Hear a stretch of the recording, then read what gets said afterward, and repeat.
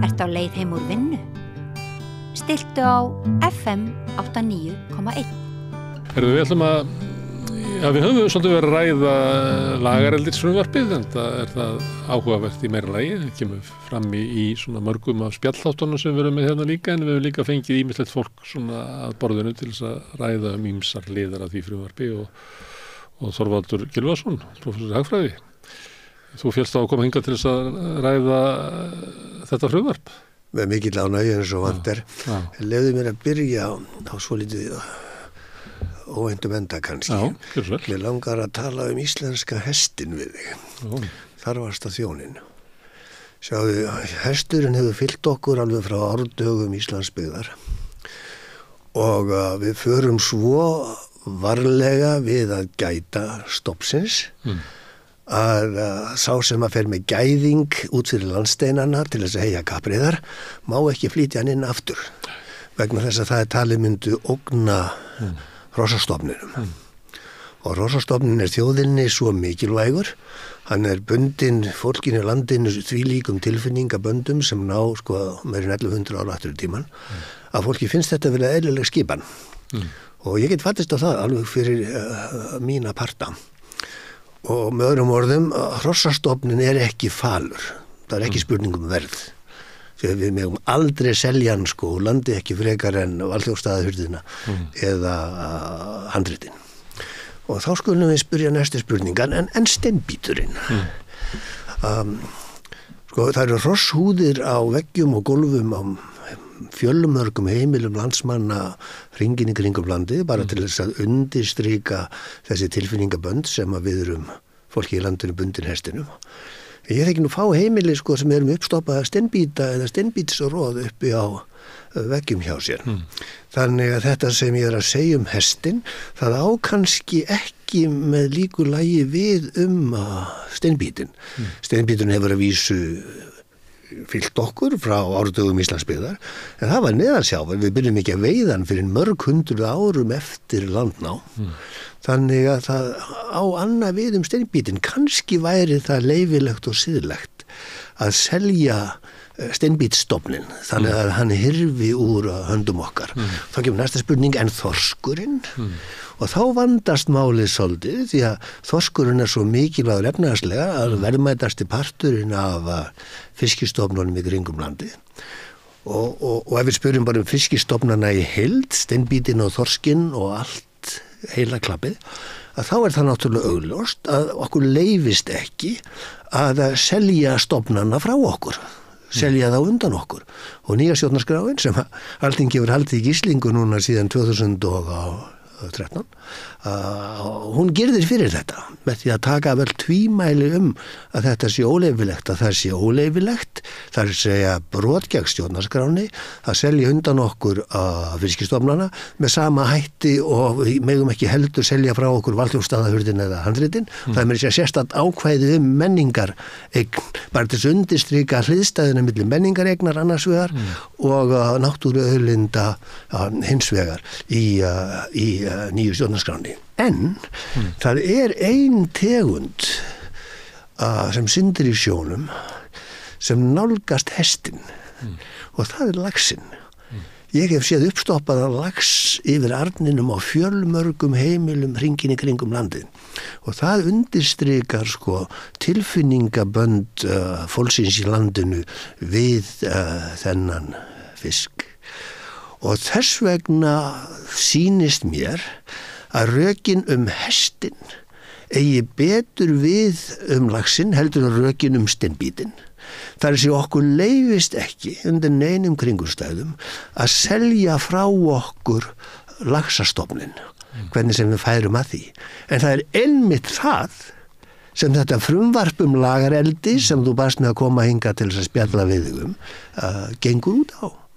Því að það eru yfirgnæfandi rök sem náttúrufræðingar og fjölmargir aðrir hafa reitt fram sem sýna það og það þegar byrjar að gerast að þetta sjókvíaeldi eins og að því að staðið hringinn í kringum landið að það ógnar tilveru laxastofnsins og það eru fyrirmyndir frá þessu að þessu utan úr heimi og það þess vegna sem að það stór hætta á því að þetta frumvarp verði það að lögum að muni eyða laxastofninum og nýja stjórnarskráin myndi gera fyrir það, nýja stjórnarskráin myndi drepa þetta frumvarp eins og það liggur fyrir núna bara í starthólunum.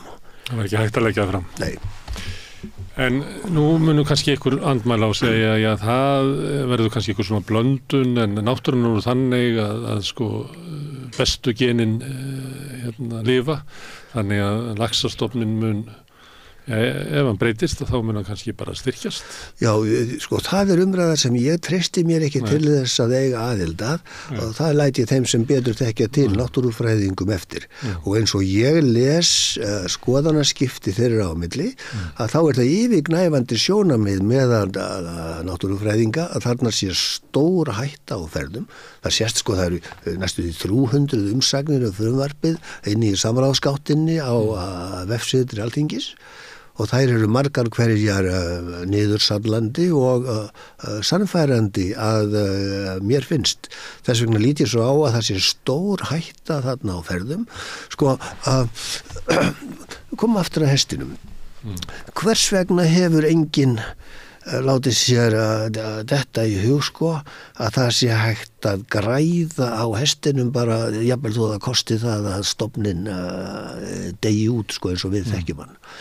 Og það vegna þess að það eru ekki svona yfirgengilegir gróðafíklar sem hafa laðast að landbúnaðinum þótt ýmislegt megi nú segja þróun á þeim vettvangi á síðustu árum. En gróðafíklar, sko harðsvíraðir gróðafíklar, eru áberandi í sjávarútvegi víða, bæði í Noregi og hér heima, svo ég nefni nú ekki fleiri lönd, og þess vegna stofnum sjávarfiska meiri hættabúin heldur en húsdýrastofnunum eins og íslenska hestinum og það eins og sko stjórnmálamenn séu ginnkeyptir fyrir því að ganga erinda þessara gróðafíkla. Það satt að segja bara lyginni líkast að lesa það í langt komnu frumvarpi á Alþingi sem hefur verið undirbúningi í meir en 2 ár að það að veita þessum rekstraraðilum ótímabundin leyfi til þess að vinna þar sem að virðast vera klárlega varanleg og óafturkræf náttúruspjöll. Það bara lyginni líkast að menn geti látið sér detta annað eins í hug og fólki í landinu sér þetta. Það var gerð skoðanakönnun fyrir ekki mörgum vikum sem sýnir það að 70% aðspurðra eru andvíg þessu. Eins og oft reyndar kemur fram í ýmsu skoðanakönnunum að 70% af þjóðinni andsnúin stefnu stjórnvalda. Já, það gerist bara aftur. Í öllum mikilvægum málum. Já, það gerist bara aftur og aftur. Stjórnarskrármál er eitt dæmi þetta. Nema hér svo sko mikilvægt mála á ferðinni, það að segja hugsanleg útrýming eins villta laxastofns. Að við það verður ekki búið og þess vegna verður maður bara að treysta því að Alþingi breyti frumvarpinu eða dragi það tilbaka eða þá að forseti landsins að neyti málskotsréttarsins og skjóti málinu í dómþjóðarinnar og það liggur fyrir í skoðanakönnunum að hvernig þjóðin myndi afgreiða frumvarpið og hún myndi hafna því.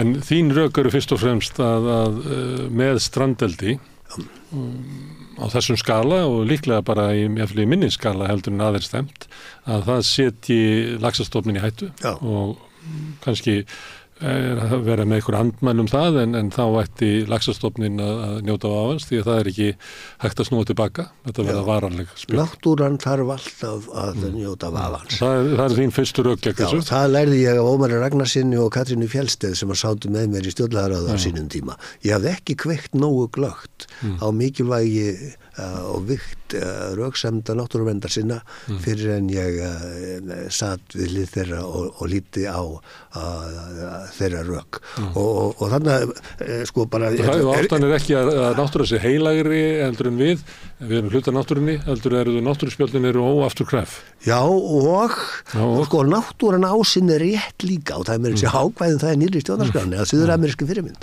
að náttúran ekki réttlaus gagnvart yfirgangi mannsins.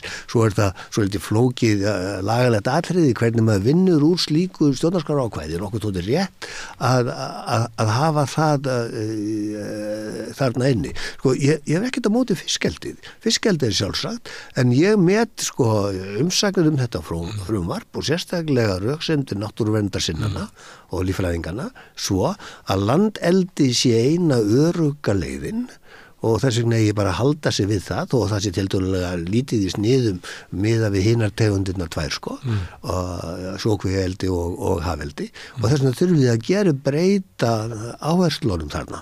Svo annað í þessu að ég tek eftir því að það eru ákvæðið þarna gjaldtöku en þau eru óljós og í greinargerðinni kemur til dæmis ekkert fram það hvernig skiptingin milli þeirra sem útlutað þessum leyfum og þeirra sem eiga eignina, það sem fólksins í landinu verður þetta 90% 10% skipting eins og á kvótanum milli útgerðarfyrirtækjanna og skattgreiðenda. Það eins og stjórnvöld hafi engan áhuga á því. Og eins og góður maður sagði við mig í morgun, það er engu líkar en þessi nýbúin að horfa á verbúðina og þá hafðu rifjað upp hvernig við gerðum þetta með kvótan, við skulum gera þetta aftur þannig. Aftur sem er mistök. Já, það er að segja að hafa nafninu til ákvæðum gjaldtöku en sjá til þess að þau séu þannig að það býti ekki. Og bara þá munurinn sá að þarna er verið að færa eignaraðilum mikil verðmæti sem að fólkið í landinu á í sameiningu fyrir slikk og það sem er öðruvísi hér heldur en var með kvótan að þarna eru norskir auðjafrar í ríkjandi rullu meðan að það voru bara íslenskir auðjafrar sem hafa setið að kvótanum, þannig að þetta er að því leitinu til ef til við ennþá umdeilanlegra og svolítið óskiljanlegra af hverju eru íslensk stjórnvöld að taka auðlindir almennings og gefa það einhverjum norskum auðmönnum. Já. Bara... En norskir auðmenn eru býsna ágengir. Ég man að þeirra Valtýr Guðmundsson og Hannes Hafstein voru að tala leiðir til framtíðar handa Íslandi aldamóti 1900 að þá sagði Valtýr einu sinni norðmenn eru voða ágengir og þetta kom ekki í ljós þegar oljan fannst undan Noregsströndum fyrir 50 árum. En það var kannski ekki norðmönnum að þakka, heldur bara einu manni sem hét Jens Evensen. Og norðmenn voru stálheppnir að því leitinu til að þessi snjalli og gegnheili maður var ráðuneytisstjóri í fjármálaráðuneytinu og hann samdi frumvarpið handa grunnlausum ókunnandi þingmönnum og stjórnmálamönnum yfir höfuð og þannig að þetta var allt saman klárt og kvitt á prenti og í löggjöfinni áður en fyrsti olíudropinn var dreginn upp úr sjónum og kannski hefði ef Jens Evensen hefði ekki notið við, kannski hefðu norðmenn bara orðið eins og hvert annað olíuríki fyrir botni Miðjarðarhafs eða þess aftar. Ég held ekki það er bara einn stór verbúð. Já, af því að Noregur er í svona traustlýðræðisríki og til dæmis er það eftirtektarvert og ég teki eftir því og haft orða því í öðru samhengi að orðið olígarki eða fávaldur að það er næstum aldrei notað í umræðum olíumálin í Noregi. Það orðið kvótakóngur eða kvótadrottning, það er bara aldrei notað og það er Jens Evensen að þakka fyrst og fremst og þeim stjórnmálamönnum sem bara hneigðu sig og viðurkenndu réttmæti hans röksemda færslu og samþykktu frumvörpin sem hann lét semja og þess vegna hefur ríkt friður olíuna, 80% af olíurentunni hefur fallið fólkinu í landinu í skaut og 20% hafa farið hingað og þangað. En svo gerist það bara síðustu árum og það er eftir þessa frívæðingu bankakerfisins þegar bönkum var breytt smám saman í hálfgildins glæpafyrirtæki sumum hverjum að þá spruttu upp í kringum þá mjög harðsnúnir og fésæknir fjárglæframenn og það eru þeir sem að ég sé í þessum fiskeldismálum í Noregi og það innanlands og þeim hefur tekið sko að halda gjaldheimtunni miklu minni heldur en að norska þingið lagði upp með og bara þeir hafa svo sterkar lögfræðisveitir í liði með sér til þess að láta þingmennina finna til smæðar sinnar frammi fyrir slíkum mönnum í mjög dýrum jakkafötum sko og svo eru þessi menn komnir sumir hingað heim líka og þá fer þetta á sömu leið það eins og þingið og eftirlitsstofnanirnar standi bara máttlausar frammi fyrir þessu svo gera þessi menn þetta bandalag við sko innlendamenn þetta sérst greinlega á Vestfjörðum og víðar og bara íslenski menn hvort sem það eru businessmenn í sjávarútvegi nú eða í öðrum greinum nú eða þeir sem að stýra eftirlitsstofnunum eða þingmenn að þeir bara einhvern veginn lippast niður en það er bara svo mikið í húfi að það verður að snúa dæminu við og þá reyði ég mig á það að fólki í landinu finni leið til þess að knýja forseti Íslands til þess að vísa þessu máli í þjóðaratkvæði auðvitað bara reglan að vera svo ef að skoðanakannanir áræðan að skoðanakannanir sína það að yfirgnefandi meirihluti þjóðarinnar á öðru máli heldur en þingið það sem við meinum þegar við tölum sko gjá milli þings og þjóðar þá bara forsetin að líta á það sem skyldu sína að víkja slíku máli í þjóðaratkvæði og það myndi bjarga þessu máli Þá varum við að kjósa hér fiskveiðikvótann við varum að kjósa sölun á Íslandsbanka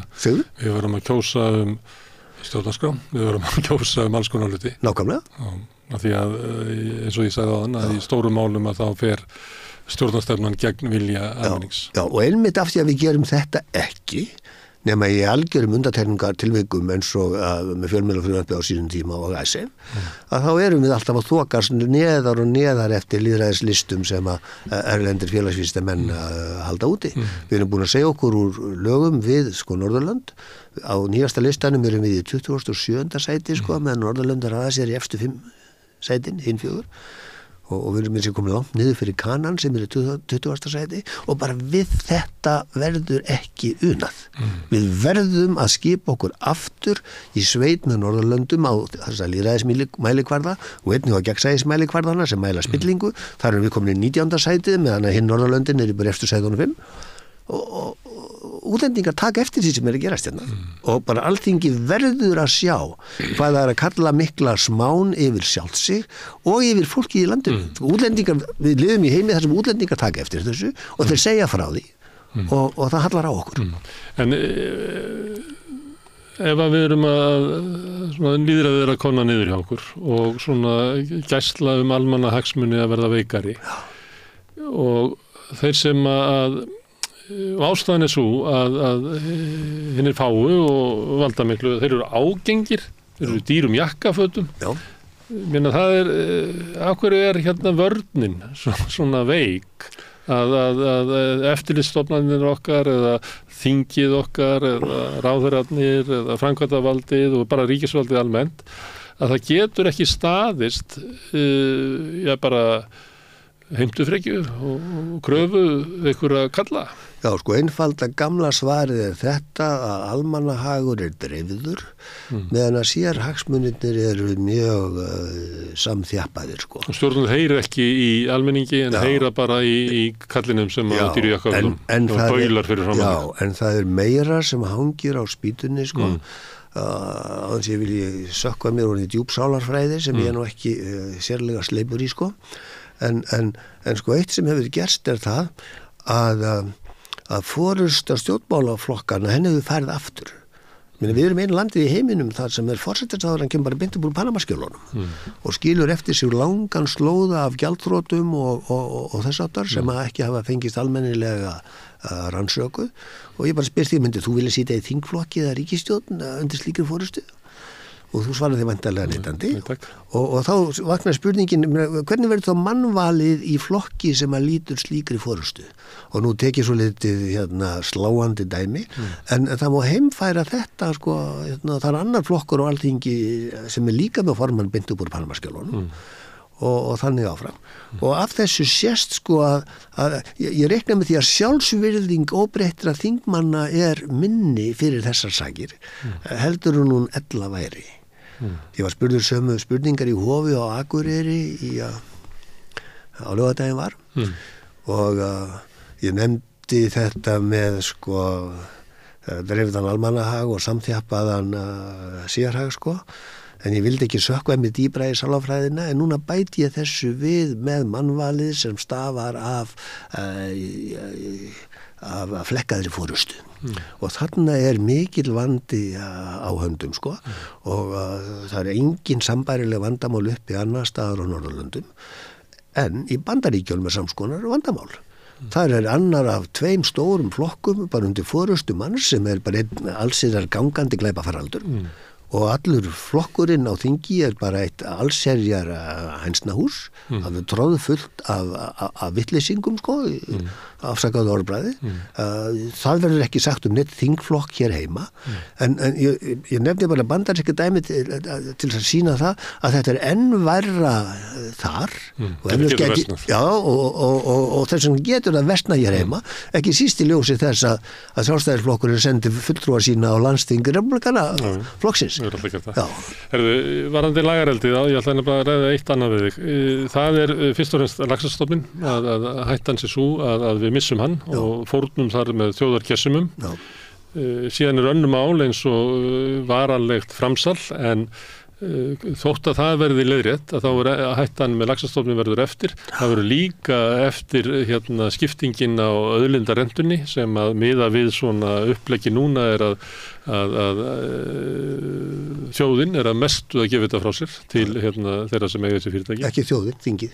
Eða þetta þjóðareign sem að þingið gefur eign okkur á sér og svo eru kannski önnur mál eins og mengunin í fjörðunum og aldauði lífríkistar eins og hægt að sýna fram á að hafi gerst í Noregi sem við getum líka rætt. Við höfum að bæta einu við og það er þessi maður við Ísafjarðardjúp sem telur að sjókvíarnar fari inn á hans landareign og hann óskar eftir lögbanni og þá stígur fram sýslumaður sem heimtar 100 milljón króna tryggingu. Á venjulegum manni. Já, hvernig væri að spyrja þennan sýslumann hvernig sú tala tilkomin? Hann lítur að hafa skjölum það. Hann lítur að geta sagt frá því við hverja hann ráðfærði sig. Kannski einhvern mann í dýrum jakkafötum. Blaðamenn þurfa að spyrja þessu. Og ef þeir fá ekki svar, að þá geta þeir óska eftir rannsókn á því við hvern maðurinn talaði í síma. Frumvarpið lagareldið hefur svolítið blandast inn í forsetakjör og maður myndi ætla að annað mál ætti að vera svolítið ofarlega á baugi og það sömuleyti kemur það fram í svona spurningum sem stjórnarskrána sem að þú sast á í stjórnlagaráði sem frækt Sætlarminningar. Einn af höfundum nýrrar stjórnarskrár sem að síðan þingið hefur ekki náð að afgreiða. Þetta humma fram að sér þrátt fyrir niðurstöðu þjóðaratkvæðagreiðslunnar. Katrín Jakobsdóttir í framboði, hún hefur lagt fram ýmsar tillögur breytingar að breyta stjórnarskránni svona í bitum og börtum. Þætti þeirra eðlilegra að stjórnarskráin kannski líka í ljósi þess að núverandi forseti hefur margsinnist liggur að segja bara grátbeðið þingið að allavega laga forsetakaflann. Hann segir að sé ekki hægt að vinna eftir þessari starfslýsingu af því að hún svo óljós. Myndirðu vilja sjá meiri umræðu stjórnarskrána í þessum? Já, við stöndum frammi fyrir hættunni á því að nýr forseti verði kjörinn eftir tæpan mánuð forseti sem kannski 3 af hverjum 4 kjósendum greiddu atkvæði gegn. Og þetta hefði nýja vilja kannski alls ekki Já, og nýja stjórnarskráin sérstaklega hönnu til þess að gera það fyrir þetta og auk annarra réttarbóta og mér finnst það að orka mjög tvímælis að ekki sé fastar orði kveði að fráfarandi forsætisráðherra sem satt í 2 ár yfir samningu á samráðherrum sínum þessa sjókvíaeldis frumvarps ætli síðan að taka á móti frumvarpinu sem forseti á Bessastöðum og bregðast við frómum kröfum fólksins í landinu þjóðaratkvæði þetta mál sem að 70% kjósenda hafa lýst andstöðu við og þetta bara lýsir hagsmuna árekstri fyrst flækist hún fyrir því að nýja stjórnarskráin sé lögfest og framlengir þar með líf þessa fáránlega gamla forsetakjörs ákvæðis í stjórnarskráni og ætlar svo að gera út á það með því að reyna að ná kjöri með litlu atkvæðamagni. Þessi staða hefði geta komið upp 1968 ef ekki bara Kristján Eldjárn heldur 2 eða 3 aðrir góðir frambjóðendur hefði búið sér fram gegn Gunnari Thoroddsen þá hefði Gunnar Thoroddsen sennilega náð kjöri með sínum 34% atkvæða og þannig að við lentum ekki í þessari klemmu þá en núna stöndum við í fyrsta skipti frammi fyrir þessum raunverulega vanda og þess vegna fannst mér beinlínis óviðeigandi að Katrín Jakobsdóttir skildi gefa kost á sér og ég myndi óska þess helst að við eignuðum nýjan forseta með meiri hluta atkvæða baki sér og úr því að gamla forseta kjörs ákvæðið í gildandi stjórnarskrá enn við líði, þá fundist mér fara best á því að aðrir frambjóðendur kemur sér saman að bara einn þeirra færi fram og hinn drægur sér tilbaka, það gerist 96 að frambjóðandi dróg sér tilbaka 10 dögum fyrir kjördag. Til þess að koma í veg fyrir að Katrín Jakobsdóttir yrði fyrsti? Já, það fundist mér vera eðlilegt en ég á ekki vona á því að þau hinn fallist á þetta. Það fer ekki allt eins og þú vilt. En stundum þurfum bara að fórna ímynduðu með raunverulegum eiginhagsmunum fyrir almannahag og þetta væri leið til þess. En með þessu ert að segja að framboð Katrínar sé raunverulega allt öðruvísi heldur önnur framboð því að Vigdís var kjörin með 33% en bara korteri seinna var þjóðin full sátt við hana. Sam Ólafur Ragnar held í 44%. Strax á eftir, Ólafur Ragnar og Guðni líka, 44 enginn hefur kosið með meiri hluta en þjóðin hefur sætt sig við forsetan leið og hann kjörinn, eða svo til Þú ert að halda því fram að Katrín sé ekki þannig frambjóð Ég leiði mér að efast það reynslan mun skera úr því en þú sér það bara að það gerist bara leið og þetta sjókvíeldis frumvarp verður samþykkt frá Alþingi ef það vilja gert í þeirri mynd sem það er núna að þá kemur það til kasta forsetans og þá verður fjandinn laus bara strax Herðu, en Katrín lagði fram breytingar á stjórnarskránni það er saga að segja frá því sko til þess að reyna að breiða yfir það að frumvarpið sem að þjóðin kaus